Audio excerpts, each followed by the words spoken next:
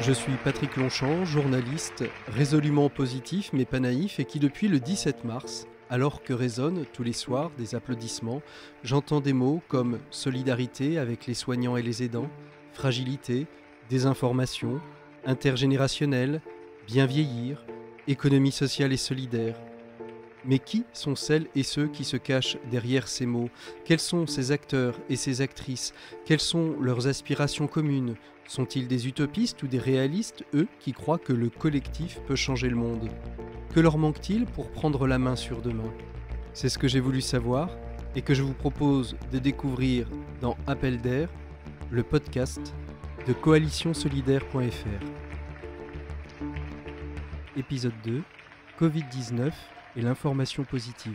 Voilà, bonjour à toutes et à tous, très heureux de vous retrouver pour le second épisode d'Appel d'air, le podcast de coalitionsolidaire.fr. Chaque semaine, on se retrouve pour aborder une thématique liée aux questions de solidarité, de fragilité, d'économie sociale et solidaire, avec les acteurs et les actrices qui la composent.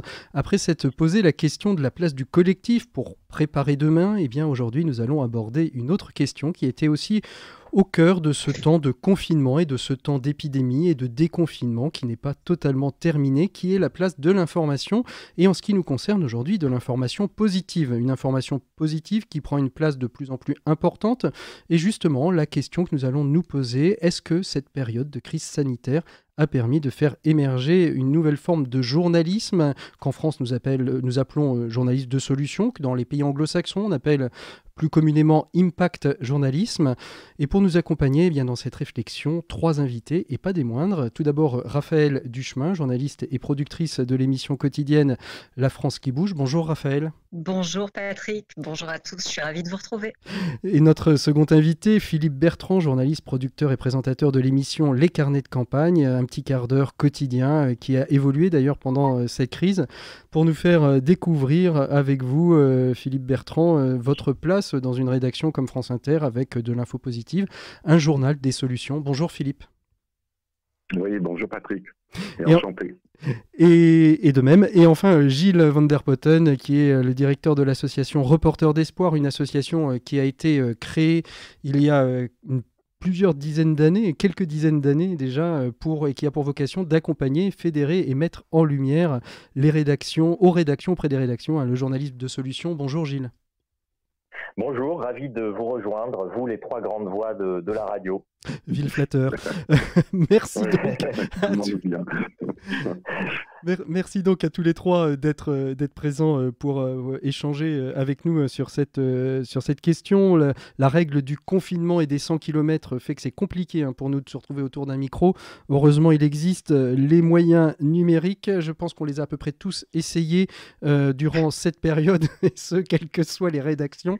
Je vois Raphaël qui sourit. Allez, on va peut-être commencer un petit peu par ça. Ça va, ça a été confortable cette période de confinement pour pratiquer votre journalisme, Raphaël, Philippe? Raphaël. Bonne question. Moi, je suis de retour à Europe 1 depuis un peu plus d'une semaine maintenant. Mais c'est vrai que quand il a fallu se confiner à la maison, alors on ne va pas se plaindre, il y avait de l'espace, il y avait tout ce qu'il fallait. Moi, j'ai eu un vrai problème, et je crois que d'ailleurs, ça a été traité par certains journaux. C'était le problème de la chaise. Parce que quand on est au bureau, on a un siège de bureau qui est extrêmement confortable. On a tout ce qu'il faut. Là, c'était quand même du bricolage, du bon bricolage, parce qu'on avait le matériel. Les techniciens étaient venus installer tous les câbles, le scoopphone, etc., le micro d'ordre. Mais c'est vrai qu'il n'y a pas le même confort. En même temps, je crois que ça nous rapproche encore plus des gens, parce qu'on se dit, ça nous fait un point commun, eux aussi sont chez eux. Finalement, ça fait un trait d'union supplémentaire. Et pour vous, Philippe, comment s'est passée cette période de confinement, matériellement parlant D'abord, elle n'est pas finie. Moi, je suis indirectement toujours confiné. Mais j'ai la chance d'être dans ma maison familiale en Bourgogne, dans un petit village adorable. D'ailleurs, je vous parle depuis la terrasse qui donne sur la forêt. Enfin bref, je vais peut-être pas en rajouter, surtout pour ceux qui... Non, pour être sinon. Je suis désolé, Raphaël. Ça s'est passé bizarrement parce que, pour la petite histoire, Comme chaque lundi, je retourne à France Inter et le week-end précédent, je m'étais entendu avec le responsable des programmes pour essayer de réorienter les carnets de campagne vers quelque chose de plus concret à l'égard de ce qui allait être le confinement. Et puis finalement, on m'a dit, non, on n'a pas besoin de toi, tu peux retourner dans ta campagne. Donc je suis reparti. Non, le bonheur. Le bonheur. J'avais pas envie de rester à Paris. C'est pas sympa ce que je dis, pardon encore. Mais et puis le lendemain, on m'a rappelé, on me dit non, mais Philippe, si on te réserve une place dans le journal. On a une édition spéciale de 12h30 à 14h. Et moi, j'ai pas de matériel, donc j'ai en plus ça une très mauvaise connexion par moment. Et donc je travaille avec mon téléphone et l'application Reportit.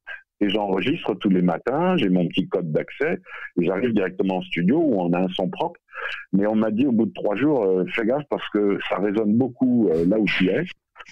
Essaie de trouver une pièce plus adaptée. Alors, j'en ai pas. Alors, du coup, tous les matins, je mets une couverture polaire sur la tête et je fais mon enregistrement. Et à la guerre comme à la guerre. Hein. Ça marche bien, la couverture. Oui, ça marche. Oui, ça marche. Absolument. Ça, ou les matelas aussi, les matelas. Enfin, on a tous testé ça déjà. Exactement. Ouais, je vais pas. S'il faut que je couvre les murs d'une pièce de matelas, je ne vais pas y arriver. Ouais, heureusement qu'on n'est pas toujours en vidéo, effectivement. Oui. On va rentrer un petit peu dans le vif du sujet. En tout cas, c'est très intéressant d'avoir ces coulisses de comment on fabrique l'information quand on est en temps de confinement. On ne s'imagine pas toutes les petites astuces qu'on doit trouver. On va rentrer dans le vif du sujet, peut-être avec vous, Gilles, parce que vous êtes l'observateur finalement du journalisme de solutions. Je disais au début de ce podcast qu'il y a un peu plus d'une dizaine d'années a été créée cette association Reporters d'Espoir. Comment est-ce qu'on peut définir ce journalisme de solution tel qu'on l'appelle en France, journalisme de solution, journalisme d'impact, impact journalisme en Angleterre. Est-ce que ça vient d'où cette émergence de cette forme de journalisme? On peut la repérer à partir de quelle époque, quelle période? Alors moi j'ai envie de dire, et pour une fois on va pas se le cacher, les Français sont moteurs dans le domaine. Regardez Philippe Bertrand qui est avec nous, ça fait quand même bien longtemps, c'est un des précurseurs sur France Inter. Je pense aussi à Denis Chessou sur la même antenne, Raphaël avec son émission et ses émissions précédentes.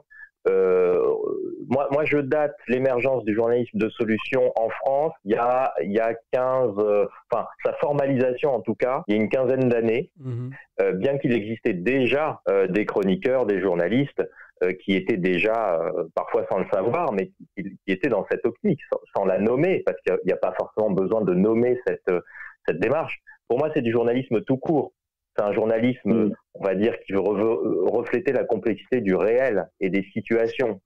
Il y a des problèmes, il y a des catastrophes, il y a des dysfonctionnements, et évidemment, c'est notre rôle, c'est le rôle des journalistes de s'en faire des analystes et les diffuseurs, mais c'est aussi, de manière complémentaire, de donner de la voix aux initiatives qui émergent, aux réponses concrètes, aux femmes et aux hommes qui construisent des initiatives pour résorber les problèmes. Donc pour moi le journalisme de solution c'est ça.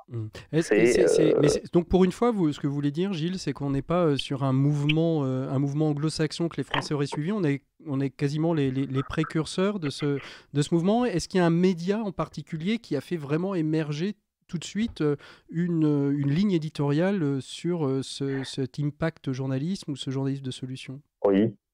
Alors, je ne veux pas trop prêcher pour ma paroisse, mais si je regarde les organisations qui ne sont pas des médias, mais les ONG qui sont nées pour promouvoir cette démarche, Reporters d'Espoir a été créé il y a 16 ans et l'équivalent américain, le Solution Journalism Network, est apparu il y a 6 ans. Il y a eu les Danois également, il y a 4-5 ans. Il y a eu des Espagnols il y a quelques années, il y a 5-6 ans aussi. Donc, c'est là où j'ai tendance à qualifier l'antériorité française.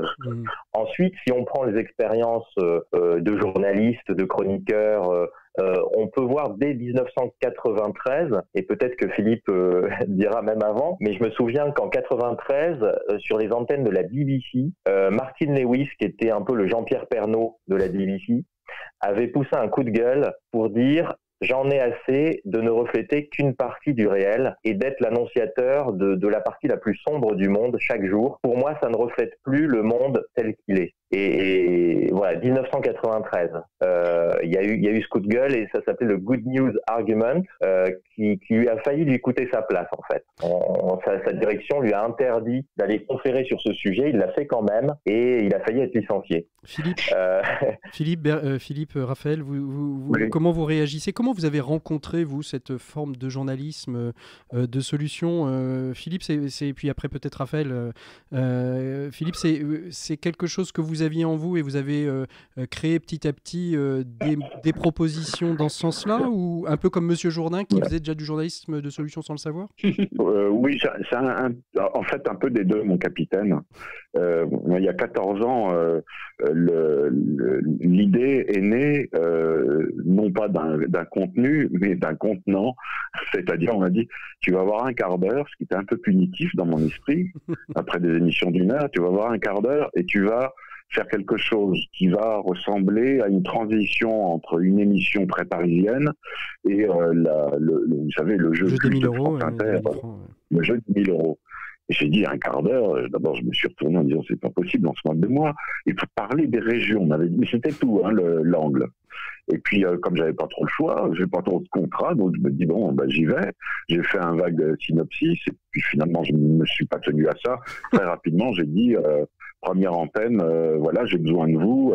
Je suis persuadé qu'il y a quelqu'un autour de vous qui mérite d'être entendu, quelqu'un qui vaut le détour. Enfin, c'était aussi basique que ça. Et l'avantage de la radio, vous lancez l'appel, vous appuyez sur le bouton et vous avez quasi instantanément la réponse. Et c'est ce qui s'est passé. Alors une précision par rapport à ce que disait Gilles, je suis à la fois d'accord et pas d'accord. Je ne veux pas passer pour un trublion. Mais au contraire, on est là pour débattre justement, donc c'est parfait. Ouais. Le journalisme de solution, ça me dit rien. Je ne suis pas journaliste. D'abord, je suis pas journaliste. Je me dis pas journaliste, je suis animateur radio. On va dire passeur, mais là c'est prétentieux. On va dire animateur radio pour en rester là. Et s'il y a du journalisme de solution, ça veut dire qu'il y a du journalisme à problème. Déjà, on fait un distinguo, une division qui n'est pas très agréable pour la majorité des journalistes qui couvrent l'actualité. La grande différence, c'est de considérer, Gilles parlait des Françaises, des personnes qui peuvent nous écouter ou nous lire, au lieu de les considérer comme une matière uniquement à consommer de l'information, on a changé le prisme et on a considéré aussi que c'était une population qui pouvait penser et agir. Et le facteur déterminant, ça a été ça. Solution ou pas, en général, ce sont des personnes qui se débrouillent par elles-mêmes pour effectivement répondre à des besoins qui ne trouvent pas de réponse à grande échelle via des décrets, des lois ou via des décisions gouvernementales. C'est-à-dire qu'on est finalement, la différence, c'est une information qui couvre des faits à grande échelle, résonance nationale et à grande échelle, et puis d'autres qui relèvent du local. Et je suis devenu malgré moi, mais en fait ça correspondait dans ma vie, au changement de vie, aussi à mes aspirations, je suis devenu un peu le transmetteur du local. Et un local qui apporte beaucoup de solutions, effectivement. Alors, Raphaël, comment vous avez découvert, vous, cette forme de journalisme? Pareil, c'est un peu le hasard des rédactions, ou est-ce qu'il y avait déjà cette aspiration forte à vouloir, et Philippe le dit en disant on est des passeurs, moi j'aime bien dire on est un amplificateur, un porte-voix de ces personnes qui peut-être n'auraient pas la capacité à trouver un média pour pouvoir s'exprimer? On est un peu tout ça à la fois. Je suis un peu à mi-chemin entre effectivement ce que je viens d'entendre et ce que disait Gilles, parce que moi j'ai un pied dans l'information brute, on va dire le journal, le news comme on l'appelle, et puis l'émission qui est juste après, qui est La France bouge. Et c'est vrai que j'ai le sentiment d'être à la fois la porteuse de mauvaises nouvelles, hein, comme le disait Philippe, et puis ou en tout cas des nouvelles qui rythment l'actualité, et puis d'aller derrière, pendant 1 heure, essayer de montrer que cette actualité, elle peut aussi avoir d'autres résonances, qu'on peut regarder. C'est un exemple qu'on prend souvent, le verre à moitié vide ou le verre à moitié plein, mais c'est la vérité. C'est-à-dire que tout dépend du regard qu'on porte sur les choses. Et si on décide qu'on veut exposer le problème, on a le droit de le faire, mais si on décide de regarder la même chose en disant on va essayer de trouver des solutions, on peut aussi. Et c'est aussi une manière d'informer les gens. Aller leur donner des solutions, aller leur proposer des idées, c'est aussi leur donner du contenu. C'est pour ça que moi, je n'oppose pas forcément journalisme et journalisme de solution. Je suis assez d'accord là-dessus. C'est du journalisme aussi. Après, on pourra en débattre longtemps parce que c'est vrai que dans les rédactions, ça a mis du temps à s'installer. Je pense qu'avec les crises et la crise qu'on est en train de vivre, ça prend une autre tournure, ça prend une autre résonance. Ceux qui étaient dans leur coin à faire leur petite émission ou certains qui tendaient pas toujours l'oreille se disent ah mais attends, mais peut-être que lui ou elle là ils sont en train de faire des choses qui peuvent nous intéresser pour alimenter le quotidien. Donc je pense que ça a changé ce regard-là au sein des rédactions peut-être. Et puis on s'est aperçu qu'on avait un vivier formidable en France, aussi bien en région mais pas seulement. Il y a des gens partout qui innovent. Quand on lance une initiative, je vois sur les réseaux sociaux, je mets une idée, je me dis tiens demain ou la semaine prochaine on va parler de tel sujet, j'ai 10, 15, 30 personnes qui m'écrivent dans la foulée pour me dire moi j'ai inventé ça, moi je suis en train de monter telle opération. C'est impressionnant. Ouais, Philippe, vous voulez réagir? On fait un peu la transition et merci à Raphaël d'avoir fait la transition justement sur cette manière dont les médias se sont emparés et justement de l'aspect. On était dans une déferlante médiatique très très anxiogène et il y a eu au milieu de tout ça, il y a eu on a parlé beaucoup de solidarité intergénérationnelle, on a parlé énormément de local, de circuits courts. Vous avez le sentiment, et Raphaël le disait un petit peu, que les rédactions de news se sont peut-être plus intéressées, Philippe, au sujet, et la preuve c'est que vous avez intégré quelque part sur ces questions-là le 12-30, 14h de France Inter, finalement d'être réintégré dans l'information alors que vous étiez finalement, excusez-moi l'expression, un bouche-trou entre un national et un hyper-local. Non, mais vous avez raison. Pas un bouche-trou, une transition, un pont. Oui, non, mais moi le bouche-trou, ça me va bien aussi. Je vais souvent... vous savez, c'est la France d'en bas, comme disait l'autre. Il y a des trous, il y a beaucoup de trous d'ailleurs. Donc, moi, je veux bien boucher les trous. Non, ce qui s'est passé, à mon avis, avec la crise sanitaire, qui est une crise sociale, économique et culturelle, qui va avoir des conséquences qu'on ne peut pas mesurer aujourd'hui. Ce qui a changé la donne dans l'information, c'est qu'on a fait parler une population qui était directement affectée par cette crise. C'est-à-dire, au lieu de laisser la part de parole ou d'intervention aux experts, on a eu beaucoup, et on a toujours beaucoup, de paroles du grand public. Et alors, j'en viens simplement à l'idée, toujours par rapport à ce qu'on disait sur Journalisme de solution ou pas, peu importe, mais pendant très longtemps, Inter m'a dit bah ouais c'est bien parce que c'est très écouté, tant mieux. Donc on m'a dit c'est bien parce que tu fais de la proximité. Et en fait c'est le facteur distance, le facteur géographique, et je veux dire même le facteur affectif. J'ai de l'affection pour ces personnes. J'ai aujourd'hui beaucoup plus d'affection pour ces personnes. Et j'ai beaucoup plus de plaisir à faire ce que je fais en passeur ou en collecteur d'informations positives que de tendre, et j'ai rien contre ces personnes-là, mais que de tendre le micro à un cinéaste ou à un chanteur qui vient présenter son nouvel album. Parce qu'il y a une autre réalité qui m'a convaincu de la pertinence des choses. Pour préciser, il y a eu 2 réactions vis-à-vis de ça. Un ami journaliste de la rédaction de France Inter qui m'a dit « ça fait du bien de t'entendre ». Sous-entendu... On t'entendait pas avant. Je suis contraint à un exercice qui parfois me lasse. Et puis j'ai eu une autre réaction qui a été à l'inverse. Tu vas faire l'antenne, c'est dans une période où on était en grève en plus de ça, donc j'allais en studio, j'allais faire quand même mon émission, et donc ce confrère me dit c'est bien, tu vas faire ton émission, c'est vachement bien, c'est bien, tu remplis ton devoir, c'est sympa, une bonne émission. Et puis je dis C'est gentil, ça me fait plaisir, je sais même pas s'il écoutait, mais c'est pas grave. Et il me dit, mais de toute façon, c'est bien, mais c'est pas ces petites choses qui vont changer le monde. Bah si, justement. Si. Raphaël, je suis d'accord. Alors, il y a 3 solutions, je suis pas violent, donc je vais pas lui mettre un coup de tête dans le nez. Soit je lui dis, t'as raison, soit j'essaie de lui donner quelques explications. Alors je lui dis, tu vois, par exemple, il y a une petite coopérative du Nord-Pas-de-Calais née il y a 25 ans qui a lancé le premier processus de récupération de textiles usagés, qui a été repris ensuite par Suez Environnement et d'autres grands groupes. Elle existe toujours, elle s'appelle Le Relais, ce sont des personnes en insertion, il y a 1500 points de collecte, il y a 700 entrepôts, et ça donne vie, et il y a un corps à cet ensemble qui aujourd'hui a un poids économique, si on veut vraiment le sous-peser et l'évaluer. Et il m'a dit, ouais. Je me dis, bon, allez, t'as raison. C'est d'autant plus étonnant que comme le dit Philippe, ces gens dont on parle, ce sont des gens qui créent de l'emploi sur les territoires, qui font vivre des villages, des villes, qui finalement réinjectent des idées nouvelles pour qu'il y ait des activités qui perdurent.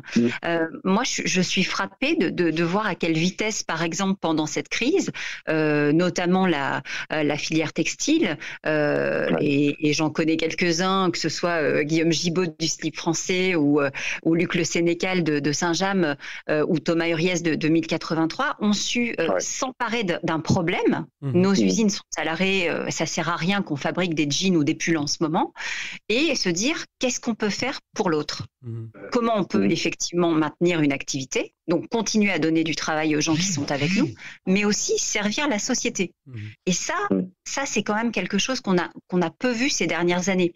Donc c'est notable. Hein. Pour moi, c'est peut-être, en tout cas, je l'espère, un tournant dans la façon dont on appréhende les choses. Mais voilà, quand on met des gens qui sont sceptiques face à ça et qu'on leur dit, regarde, voilà, c'est aussi ça, être un faiseur, c'est aussi ça, être un porteur d'un journalisme de solution, entre guillemets, c'est montrer qu'il y a aussi ces initiatives-là et qu'elles sont pas dans le désert, elles sont en France et elles sont génératrices d'emplois et d'activités. Tout de suite, le regard change. Gilles Van Herpoten, un reporter d'espoir, vous avez dû être hyper sollicité, les rédactions ont dû se tourner vers vous en disant que vous avez peut-être des sujets à nous faire remonter ou venir nous donner quelques pistes pour prendre l'aspect positif d'une information hyper anxiogène. Alors oui et non, je serai plus mesuré que Raphaël et Philippe parce que je pense que eux sont des artisans de ce journalisme de proximité et de solutions et de réponses concrètes. Mais quand je regarde globalement le paysage médiatique, en tout cas le premier mois de la crise et du confinement, j'étais quand même assez atterré de voir le temps d'antenne inédit et historiquement élevé qui a été consacré, notamment à la télévision, au coronavirus. C'était sur les chaînes d'infos en continu, je crois que c'est l'INA, la revue des médias de l'INA qui a fait une étude très très documentée, très précise. Le temps d'antenne sur les chaînes d'infos, c'était 74% consacré au coronavirus. Et sur les JT, même des grandes chaînes nationales, c'était quand même le décompte quotidien du nombre de morts. Hein, c'est la loi de la proximité, là, enfin, dans le sens inverse à celle à laquelle Philippe faisait référence, on parle d'autant plus du nombre et du décompte de morts que ça se passe dans nos régions, sur nos territoires, au niveau national. Oui, il y a une sorte de surenchère aussi au négativisme. Hein. Moi, c'est ce que j'ai ressenti en regardant l'actualité à la télévision. Alors, je suis assez d'accord avec vous, hein, Gilles, sur ce point-là. Il y a vraiment une différence entre, on va dire, le papier, la radio et la télévision. La télévision, si on prend les chaînes d'infos continues, ont été extrêmement anxiogènes. On peut remarquer, en revanche, qu'il y a certains médias plus posés. Je pense à M6 et TF1 qui ont réellement pensé une programmation très centrée auditeur, téléspectateur, un peu comme Europe, RTL aussi et France Inter et d'autres radios ont pensé la proximité avec les auditeurs, mais en effet la télévision a été très anxiogène. Ouais, les JT de 20h et les chaînes d'infos en continu. Moi j'ai entendu des directeurs de rédaction que je ne nommerai pas, et me dire les rubriques solutions, ce n'est pas la priorité étant donné le contexte. Alors que moi, je pensais l'inverse, je pensais exactement l'inverse.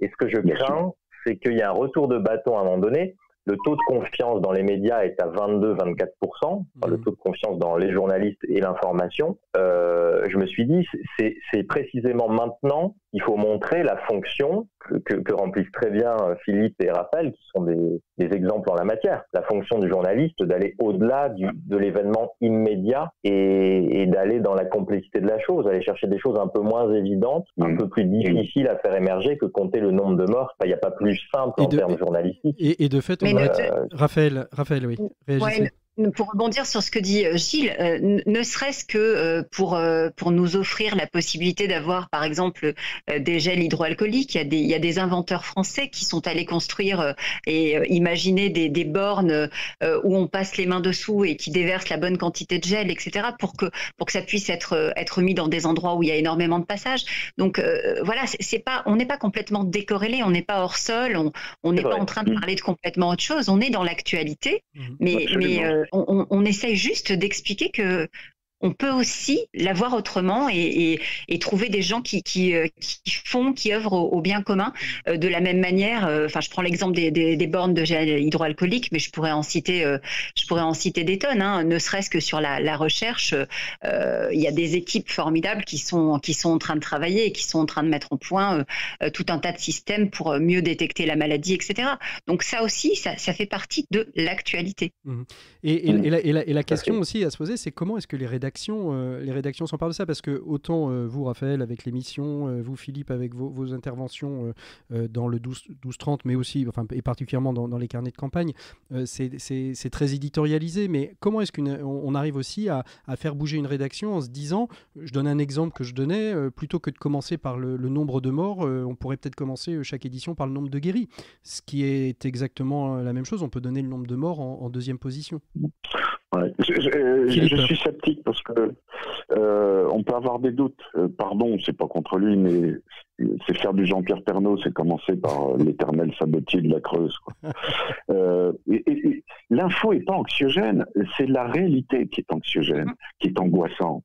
En période de crise, c'est pas l'information elle-même. Alors la surenchère, il y participe, ça je suis d'accord, mais par essence, l'information n'a pas à être anxiogène. Elle relève d'un drame, d'un dysfonctionnement. C'est l'histoire des trains qui arrivent à l'heure et qui n'arrivent pas à l'heure. Mais sur la télévision, c'est effectivement ce que disait Gilles, sur des chaînes d'information continue. Imaginez une chaîne d'information continue qui consacre sur une demi-heure d'information 5 minutes au Covid. Qu'est-ce qui va se passer? Qu'est-ce qui va se passer? Le lendemain, conférence de rédaction. Non, les cocos, il faut reprendre parce que là, on a perdu 2 millions de téléspectateurs. C'est clair. C'est une réalité. On peut pas y échapper.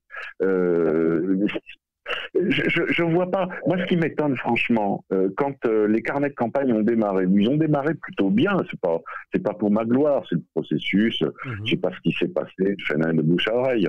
Et en plus de ça, ça a fait le bonheur d'un de nos directeurs que Raphaël connaît, puisqu'il est parti du côté de Europe 1. Et il m'avait dit, mais Philippe, c'est génial. Si je lui dis, écoute, il y a un souci, ça marche, on a beaucoup d'éditeurs. Et moi, mon rêve, c'est que d'autres médias s'emparent de ça. Il m'a dit, non, au contraire.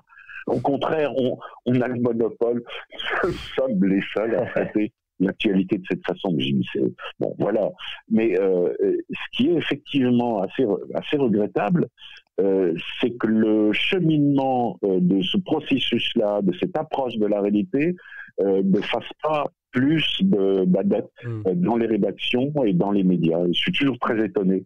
Moi, je trouve que ça change. Alors, je parle pour ma paroisse. Moi, je suis arrivée il y a 3 ans à Europe 1 et je faisais le petit matin, je faisais le 5-7. J'avais demandé effectivement à l'époque à faire une rubrique qui s'appelait La Belle Entreprise parce que je trouvais qu'effectivement, il y avait toute une part de cette France un peu plus discrète dont on ne parle pas, qui s'investit, qui innove et qui crée. Et j'avais envie d'en parler. Et donc, j'avais ce petit rendez-vous à 5h20 où j'arrivais quand même à les faire venir en studio, ce qui avait sidéré tout le monde parce que c'est vrai qu'il fallait se lever tôt. Mais ça dénotait aussi un côté positif.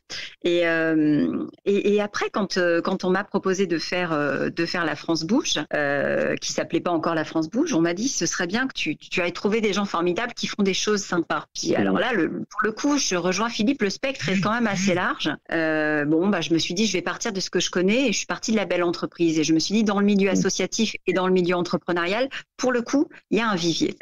Et petit à petit, ça s'est imposé dans le paysage. Ça a plutôt pas mal fonctionné. Ça a fait dresser l'oreille à pas mal de monde. On s'est attaché les services de coach dont Gilles fait partie d'ailleurs, pour avoir justement un regard un peu extérieur. Et depuis cette année, on a un leitmotiv ici à Europe 1 qui est le monde change. Écoutez le monde changer. Et moi, quand je lance l'émission, bien souvent, je dis le monde change, on l'écoute, mais on participe aussi au mouvement. Pour que les gens aient bien conscience que, voilà, comme le disait Philippe tout à l'heure, c'est vraiment les petits ruisseaux qui font les grandes rivières. Je suis désolée, j'ai l'impression d'enfiler des perles, mais c'est la vérité. Non, mais on arrive tranquillement au bout. C'est passionnant. Moi, je serais bien resté une petite demi-heure de plus. Mais oui, déjà, mais c'est passionnant. On est bavard. On est bavard, ouais. En période de confinement, on est un peu frustré aussi. C'est pour ça, on en profite. Qu'est-ce qui vous semble qui a bougé, que le Covid-19 en matière d'information a révélé, j'ai envie de dire de manière peut-être plus positive, et pas forcément, Gilles l'a dit en donnant les chiffres des chaînes d'infos en continu, mais est-ce que vous avez senti qu'il y avait des choses qui ont bougé dans les rédactions, sur la manière d'aborder l'information et pas que par le prisme qui nous est cher à tous les quatre? Alors oui, il y a des choses positives. J'étais un peu négatif tout à l'heure, pardon, mais on observe quand même pas mal de choses positives. Moi, je vois des rédactions qui commencent à s'engager dans le journalisme de solutions, ou dans la couverture des initiatives, on va dire, pour être plus large. RMC, par exemple, a commencé à s'y mettre, des médias comme Femmes Actuelles, je prends le journal du dimanche, etc. Il y a dans leurs colonnes, sur leurs ondes, des choses qui ont cette teinte-là. Mais je dirais que le mouvement d'accroissement, parce qu'il y a de plus en plus quand même d'émissions à la télévision, sur France TV, il y a eu l'émission Pour la Terre, il y a Mathieu Vidard, La Terre au carré tous les jours aussi sur la même antenne que Philippe. Il y a quand même, avant le Covid, il y a eu depuis 6-8 mois, il y a quand même un mouvement de fond. Le dernier en date pouvant être So Good, vous voyez, SoPress qui est en train de lancer So Good, Datagle qui est en train de lancer aussi un truc sur les nouvelles utopies. Là, il y a plein de choses qui ont déjà démarré il y a 4-5 mois et qui n'ont que plus de pertinence maintenant, je pense. Raphaël, Philippe, qu'est-ce qui a bougé à Europe un petit peu durant cette période? Vous avez le sentiment qu'il y a des choses qui ont bougé ou pas? Puis après, on verra avec Philippe. Je pense qu'on avait...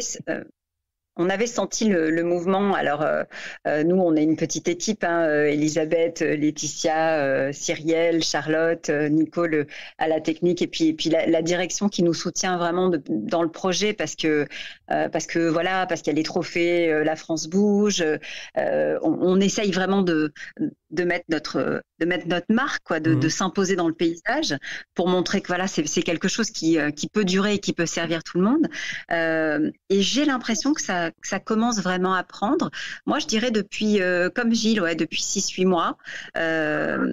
Après, c'est notre credo, le monde change, donc on l'annonce dès le départ. Mais on a vu effectivement au cours de l'année fleurir des nouveaux rendez-vous aussi. Je pense chez Nathalie Lévy, des choses qui s'ouvrent aussi aux régions dans le 18-20. Voilà, il y a cette appétence qui est plus grande parce que peut-être que ça nous a réveillés.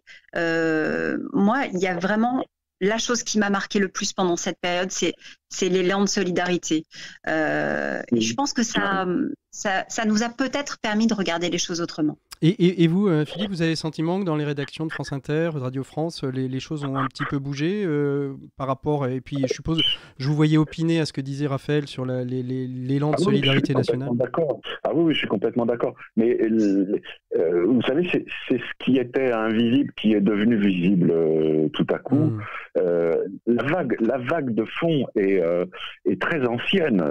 En fait, on est sur un domaine d'alternatives relevant entre autres de l'économie sociale et solidaire, qui n'est pas récente. Ce que la crise a engendré et révélé, c'est une forme de bénévolat spontané et d'action. Raphaël donnait l'exemple de Thomas Hurier avec 1083, mais il a quasiment pignon sur rue. C'est pas contre lui, puisque c'est ce qu'il fait drôlement bien. Mais le nombre de collectifs qui sont créés dans le fameux, vous savez, drame à plusieurs scènes et plusieurs chapitres des masques, il ne faut pas en porter, après il faut en porter.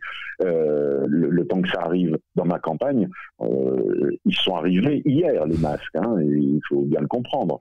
Je pense que c'est très utile. Mascotte, enfin, il y en a énormément. J'ai trouvé un collectif de couturières dans le Morbihan, elles sont 200 couturières, et leur projet, c'est de perdurer pour devenir un acteur au service de leur territoire, au service du territoire. Et ça, c'est assez remarquable. C'est-à-dire que mon espoir, c'est ce qui est né de façon beaucoup plus accentuée et beaucoup plus visible, lisible, audible, va certainement engendrer d'autres mouvements de fond, de prise en charge, de prise de responsabilité de chacun à l'égard de l'autre, une forme de solidarité, effectivement, qui me semble indispensable. J'espère que le soufflet ne va pas retomber dès la fin, la disparition, si disparition définitive il y a du virus, on ne sait toujours pas, mais j'aimerais que ça perdure, oui, ça c'est évident. Et peut-être que ça modifiera aussi le regard des médias sur la réalité des territoires et d'un auditoire. Et d'ailleurs, il y a un petit peu moins de monde qui applaudit Fenêtre en ce moment, enfin en tout cas dans mon quartier. Pour terminer notre échange, allez chacun rapidement, vous auriez une baguette magique, qu'est-ce que vous aimeriez qui change dans la manière de communiquer, de faire de l'information? C'est la question un peu piège de la fin de ce podcast en général, c'est la question baguette magique. Qui commence? Allez, je me lance. Vas-y, Gilles. En fait, j'ai lancé un appel à ce que les médias donnent davantage de voix à cette France des solutions qu'on évoque depuis tout à l'heure, en fait. Et il y en a très peu d'entre eux qui ont répondu à l'appel. Mais je salue mes amis d'Europe 1 et de Radio France qui ont répondu. Et je pense qu'il faudrait, pour montrer que les médias sont là, qu'on est au service des citoyens, qu'on donne la parole à toutes les énergies positives, il faudrait qu'on puisse porter tous ensemble une bannière commune, en fait, et pour que ça se voit, au-delà de nos initiatives et pas, de se rassembler, de faire un grand raout des médias, qu'ils soient journalistes ou chroniqueurs, ou comme disait... en gros, faire la fête, quoi. Peu importe. Faire la fête et puis célébrer toutes ces énergies positives à travers davantage d'engagement au service de cette France des territoires. On laissera le mot de la fin à Raphaël. Philippe. Oui, alors baguette magique, modifier la formation des journalistes, c'est-à-dire dès leur formation, leur faire entendre qu'il y a une autre face de la réalité, et une face qui mérite d'être connue, d'être entendue et d'être partagée. Et pour vous, Raphaël Duchemin, quel serait votre acte si vous aviez une baguette magique? Je partage l'avis de Philippe. J'irais même plus loin. Je pense qu'il faut aller dans les écoles pour enseigner le journalisme, enseigner le regard sur l'actualité et apprendre à travailler une information, à la regarder sous toutes ses coutures pour mieux l'appréhender. Je pense que c'est important parce qu'on aide. Moi, quand j'étais petite, je voulais être journaliste parce que je voulais aider les gens à comprendre le monde. Et je crois que c'est encore vrai aujourd'hui. Voilà. Merci. Donc, si j'avais une baguette magique, je ferais ça. Merci beaucoup. Voilà un rêve accessible. On peut le réaliser tous ensemble, tous les quatre. Absolument, parce que je m'inclus dedans. Merci à tous les trois d'avoir été présents dans ce podcast. Philippe Bertrand parlait tout à l'heure de l'importance des territoires. Justement, ce sera le thème du 3e numéro d'Appel d'air, puisqu'on s'intéressera à la question des territoires et particulièrement de la ruralité avec différents invités. Je reviens alors. Ah bah si vous voulez, Philippe, avec grand plaisir, je vais devenir un abonné d'Appel d'Air, ce sera avec un grand on revient plaisir. Aussi alors, Patrick, attendez. Bon, on recommence tous les 4, là c'est bon, on a le sujet en main, il n'y a aucun souci. En tout cas, je vous promets qu'on en refera, ça c'est promis, on en refera tous les 4. Merci donc à tous les 3 d'avoir été présents. Vous pouvez bien évidemment trouver plein d'infos sur le site internet coalition-solidaire.fr ou .com. Vous pouvez aussi retrouver nos podcasts sur toutes les plateformes bien nommées de podcasts. Je vous souhaite une très bonne journée, très bonne soirée, ça dépend à l'heure à laquelle bien évidemment vous écoutez ce podcast. Et d'ici là, je n'oserais pas vous le dire encore, mais prenez soin de vous. À très bientôt, au revoir.